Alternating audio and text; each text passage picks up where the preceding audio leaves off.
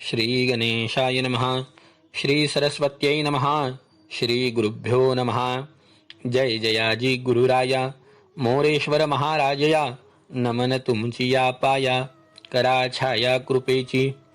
श्री गणेशाला, शारदेला, समर्थ सद्गुरूंना वंदन करून अधिक मास महात्म्य ग्रंथाचा 5वा अध्याय श्रवण करूया. ऐका हो श्रोते सर्व, ब्राह्मणाचे महात्म्य अपूर्व. मागे कथिले तुम्हा ते सर्व, आताही अपूर्व ऐकिजे. आपण 4थ्या अध्यायामध्ये द्विजांचं, भूसुरांचं, ब्राह्मणाचं म्हणजे ज्यांचा आचार आणि विचार पवित्र असून ज्यांची वाणी, ज्यांची बुद्धी सदैव भगवंताच्या सेवेमध्ये तत्पर असते आणि जे षडकर्मामध्ये नित्य स्वतःला कृतार्थ मानतात, अशा द्विजांचं महत्त्व आणखीन काय आहे तर ते पुन्हा एकदा सांगतो.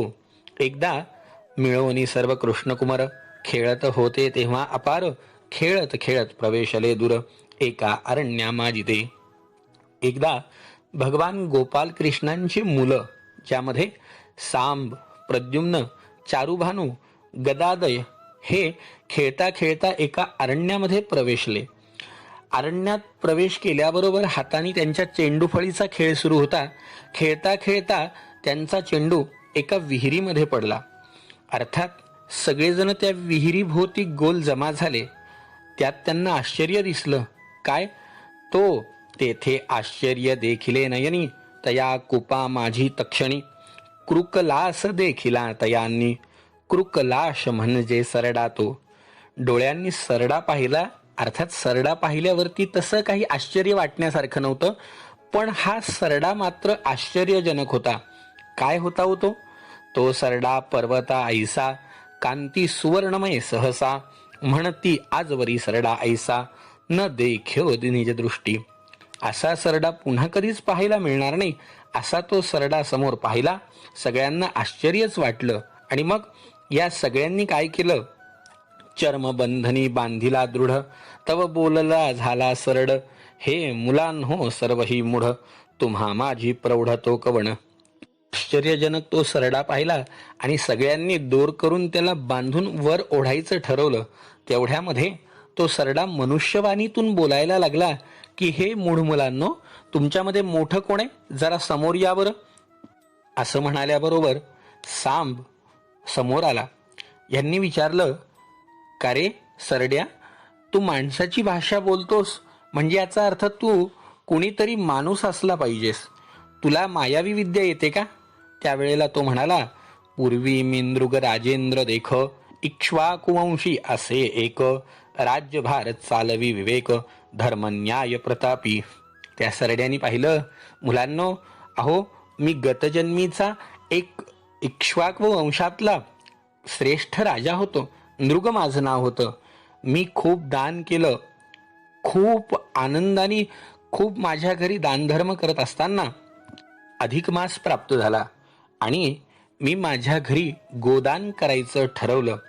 ते गोदान म्हणजे कसं करत होतो? सलक्षणी सालंकारक युक्त सहस्त्र गोदाने देत असे नित्य. पुढे परिसीचे वृत्तांत वर्तला तो अवधारा. अहो आपल्याला गोदान तर जाऊ द्या, गोग्रास काढणं म्हणजे थोडंसं अवघड वाटत चाललंय. तर राजा रोज एक नाही सहस्त्र गोदान करत होता. बरं, त्याही गोदान म्हणजे नुसत्या गाईदान नाही, सवत्स आणि सालंकृत अशा गोदानाचं महत्व किती सांगितलंय. असं सहस्त्र गोदान तो अधिक महिन्यामध्ये रोज करत होता. एक दिवस ब्राह्मणाला दिलेल्या सहस्त्र गायींमधली एक गाय मागच्या मागे पळून आली आणि ती बांधलेल्या गायीच्या कळपामध्ये शिरली. दुसऱ्या दिवशी मी सहस्त्र गोदान करण्याकरता उभा राहिलो. तो काल दिलेली गाय पुन्हा त्या कळपामध्ये दानाकरता उभी राहिली. अर्थात ज्या ब्राह्मणाला ती गाय दान केल्या गेली त्या ब्राह्मणाने ती गाय ओळखली आणि त्या ब्राह्मणाने मला शाप दिला की राजा, अरे तू हे असं खोटं दान काय करतो? काल दिलेली गाय तू पुन्हा घेऊन आलास आणि तीच गाय पुन्हा पुन्हा दान करतोय. अर्थात तुझी वृत्ती सरड्यासारखी रंग बदलणारी झालीये, म्हणून मी तुला शाप देतो की तू सरडा होशील. मी खूप समजावून सांगितलं, पण त्या द्विजानी माझं काही ऐकलं नाही आणि मग नाविलाजाणी मला त्याचा शाप स्वीकार करावा लागला. मी खूप विनंती करून उशाप मागितला आणि त्यांनी मला उशाप दिला की राजा, तू सरडा होशील, पण कृष्णकुमारांची दृष्टी तुझ्यावरती पडेल आणि तू या सरड्याच्या योनीतून मुक्त होशील.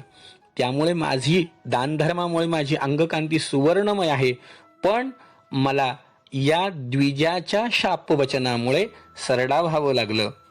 अर्थात तुमचं सगळ्यांचं दर्शन झाल्यावरती आता मी या योनीतून मुक्त होतोय. पण मुलांनो, माझी एक विनंती आहे, तर मला एक करून देताल का? यांनी पाहिलं काय म्हणताय महाराज. माझी इच्छा आहे की तरी तुम्ही आता ऐकावे. कृष्ण दर्शन मज करवावे, जाऊन तया ते निवेदावे, वृत्तांत माझा झालेला. आणि मग या भगवान गोपाल कृष्णाच्या यदुनायकाच्या मुलांनी भगवान गोपाल कृष्णाच्या कानावरती हा सगळा वृत्तांत घातला आणि दैवयोगाने राजाला भगवान गोपाल कृष्णाचं दर्शन प्राप्त झालं. कारण राजाचं गतजन्मीचं गोदानाचं पुण्यच तेवढं होतं. पण अर्थात एक चूक, राजाला सरड्याच्या जन्माला पुन्हा जावं लागलं. नमस्कार केला देवानी, भगवंतानी त्या राजाला आशीर्वाद दिला की राजा, आता तुला पुनर्जन्म नाही. पुन्हा राजाने हात जोडले. देव देव जगन्नाथ गोविंद पुरुषोत्तम नारायण ऋषिकेश पुण्यश्लोकाच्युता व्यय. ऐसी स्तुती करिता रावो, संतोषे बोले रमाधवो, तुवा आचरलासी व्रत प्रभावो, म्हणून पहावो देव भेटी. या लागी केले कर्म जे ते वाया, जाईनाजी नृपर राया, आणि ब्राह्मण पूजनाची चर्या, ती या समा फळलेसे. इतका अधिकार या भूसुरांचा आहे.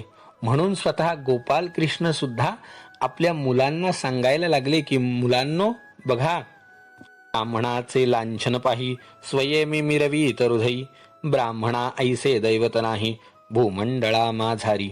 ऐशिया परी शिकवण कुमारा सांगे श्रीकृष्ण, या उपरी कथा अवलोकन श्रोते जन परिसोतका. या प्रकारे नृगनृपवर पावता झाला उद्धार, म्हणून या धरामर अगोदर पूजावे. श्रोते हो, एवढ्या करता समर्थही म्हणतात ना की उपासनेला दृढ चालवावे आणि भूदेव संतासी सदा लवावे, सत्कर्मयोगे वय घालवावे, सर्वामुखी मंगल बोलवावे. जीवनामध्ये कोणतीही उपासना दृढतेने करा. भूदेव ब्राह्मणांची, भूसुरांची नित्य होता होईल ती संतांची सेवा करा. सत्कर्मयोगे वय घालवावे, आयुष्य चांगल्या कामाकरता घालवा. जसा भूदेवांचा अधिकार आहे तसा संतांचा सुद्धा अधिकार आहे. या संबंधी एक कथा आपण ऐकूया.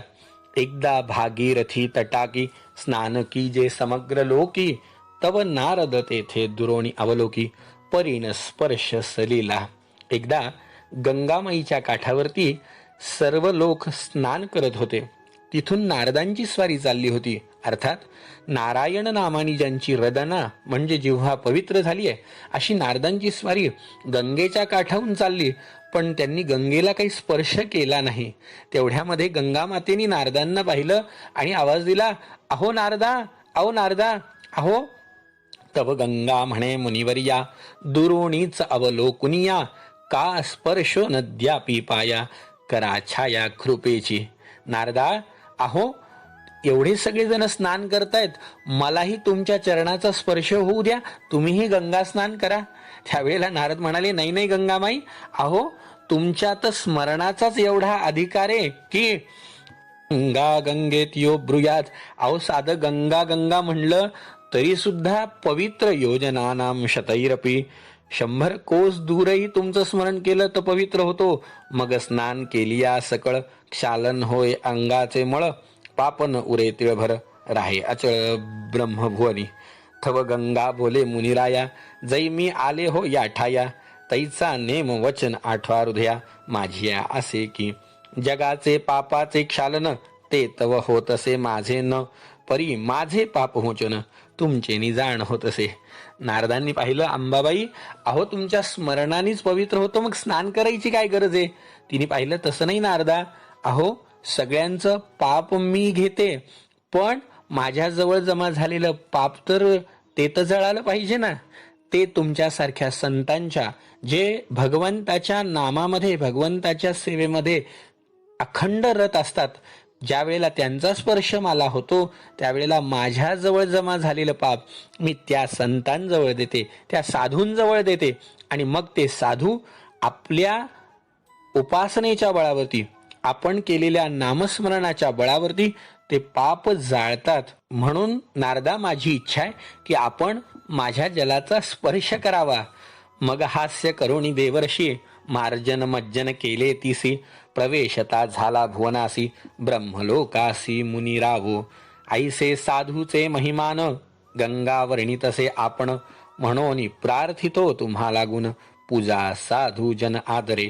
म्हणून लोक हो, समर्थही आपल्याला हेच सांगतात की उपासनेला दृढ चालवावे, भूदेव संतासी सदा नमावे. जीवनामध्ये एखाद्या भगवंताच्या नामाची, भगवंताच्या सेवेची दृढ उपासना करा. भूदेव संतांशी सदा नमावे. सत्कर्म योगे वय घालवावे. आपलं जीवन सत्कर्मामध्ये घाला आणि नुसतं आपलं घालवू नका, तर आपल्याला जे जे माहिती आहे ते ते इतरास शिकवावे. शहाणे करोणी सोडावे सकल जन, असा साधूंचा महिमा आहे. साधूनाम दर्शनम स्पर्श कीर्तनम स्मरणम तथा ब्रह्मस्व न च हर्तव्यम यदिच्छसी परांगती. सामर्थ्य असोनी अंगी. आणि लोक हो, खरं सांगू का, ज्याच्यामध्ये सामर्थ्य आहे, जो साधूंची सेवा करू शकतो, अर्थात ती सेवा 3 प्रकारे करता येऊ शकते: कायिक, वाचिक, मानसिक आणि तन मन धनानी आपण ही सेवा करू शकतो. ज्याला ज्या ज्या पद्धतीत सेवा करणं शक्य त्यांनी निश्चित त्या त्या पद्धतीत सेवा करावी. आणि एवढी उपलब्धता असून तन मन धन हे तिन्ही आपलं जवळ असून जर आपण ते करू शकलो नाही, तरी तया ऐसा अभागी भुवन त्रयी नसेची. मग आपल्या एवढा अभागी कोणी नाही. लोक हो, अहो साधूंचं काय महत्व सांगावं. कविवर्य मोरोपंत म्हणतात, सत्संगतीच्या योगे, सत्संगाच्या योगाने नीचही पावे सदा महत्वास. अहो पुष्पाच्या संगतीने सूत्रालाही घडे गळावास. लोक हो, साधूंची संगती कशी आहे माहितीये? अज्ञानाला सज्ञान करती. ज्याप्रमाणे एखाद्या फुलाचा संग झाल्यावरती पायाखाली तोडवल्या जाणारा दोरा, 4 फुलं एकत्र आले आणि दोऱ्यामध्ये ओवल्या गेले की आतापर्यंत आजूबाजूला पडलेला हा दोरा फुलांचा संग लाभल्याबरोबर त्याचा हार झाला आणि तो देवाच्या गळ्यामध्ये घातल्या गेला. साध्या दोऱ्याला फुलांचा संग झाला तर इतकं महत्व प्राप्त होतं. तुमच्या माझ्यासारख्याला जीवनामध्ये संतांच्या विचारांचा, संतांच्या कृपेचा लाभ जर मिळाला तर नक्कीच आपण ज्याच्याकरता आपल्याला मानव देह प्राप्त झालाय, अर्थात फक्त अन्न वस्त्र आच्छादन जीवन जगण्याकरता आपलं नुसतं जन्म नसून इह लोकातून परलोकाची प्राप्ती करून घेण्याकरता आपल्याला हा मानवदेह प्राप्त झालाय.